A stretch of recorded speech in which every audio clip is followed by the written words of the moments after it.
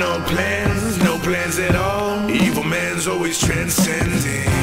Fighter like sheep, swallow everything. Always simpletons or pretending.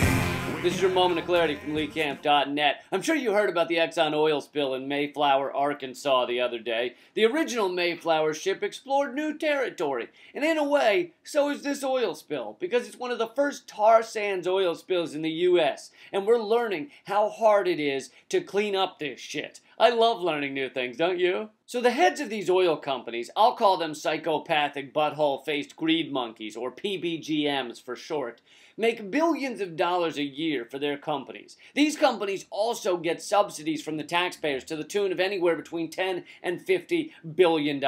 Then, when asked to pay taxes back to the society they've pillaged, the PBGMs look at us as if we've asked them to spend a weekend bathing the homeless. According to Citizens for Tax Justice, between 2008 and 2010, ExxonMobil paid a tax rate of 0.4%. That's less taxes than Snoop Dogg paid on his medicinal marijuana stash. Then when they spill oil across a town like Mayflower, they do a great job of pretending to clean it up. With big paper towels and funny hats and hoses, they put on quite a little show. And why do I consider it a show? Because there's a deep, dark secret about oil that the PBGMs really don't want you to know. You can't clean up oil.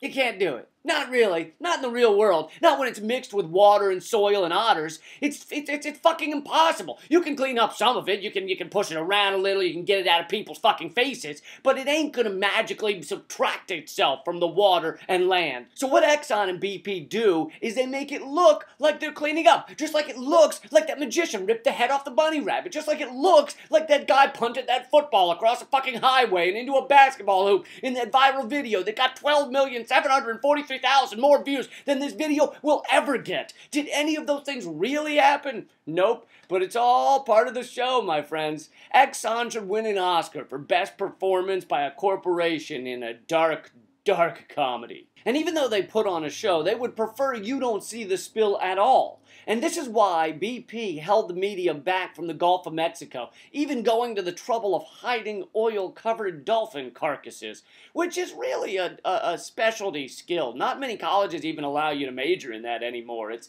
got to be a labor of love. And Exxon has fought the media back from this new spill. They even went so far as to get the FAA to declare a no-fly zone over the spill. You know, there were only 3 other events in our history that were so gruesome the authorities wouldn't even allow planes to fly overhead. 9/11, the eviction of Occupy, and last year's Adam Sandler film, That's My Boy.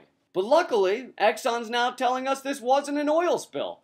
They're telling us they spilled something else called bitumen, which sounds like how Snoop Dogg would describe his weed. But no, bitumen is chemicals mixed with Canadian tar sands. It's even more toxic than oil. And the Koch brothers and TransCanada and Exxon and so many others are salivating at the idea of pumping this shit across the entire continental U.S. in the new tar sands pipeline, aka the Keystone XL, aka the nail in the coffin for climate change. A rupture from the Keystone pipeline would make this current spill look like wiping dog shit off the bottom of your shoe. Bitumen is a vicious motherfucker, and it's not going to be cleaned up by a quicker picker-upper. Wait a second, I thought we were talking about oil. How'd we get to climate change? A good person to ask about that would be NASA scientist James Hansen, who has told us for years that the tar sands contain twice the amount of carbon dioxide emitted by global oil use in our entire history. And if we fully exploit them, the amount of carbon dioxide in the atmosphere would be truly catastrophic,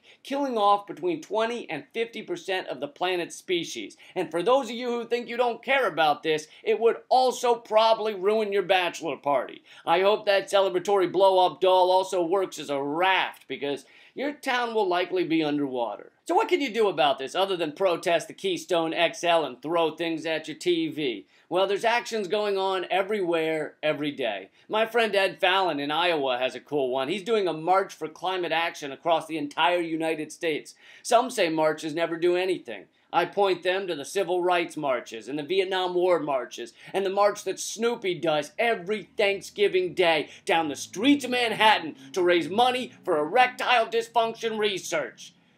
Of course, it was revealed last year that someone just forgot to inflate that part of Snoopy's body. So maybe that example isn't the best. Anyway, you can learn more about the march at climatemarch.org. And tell the Keystone Pipeline to go fuck itself before it fucks all of us. That's been your moment of clarity from LeeCamp.net. If you don't always have time to watch the MOC videos, you can listen to it on my podcast. You'll get the rants for free right into your head holes, these head holes.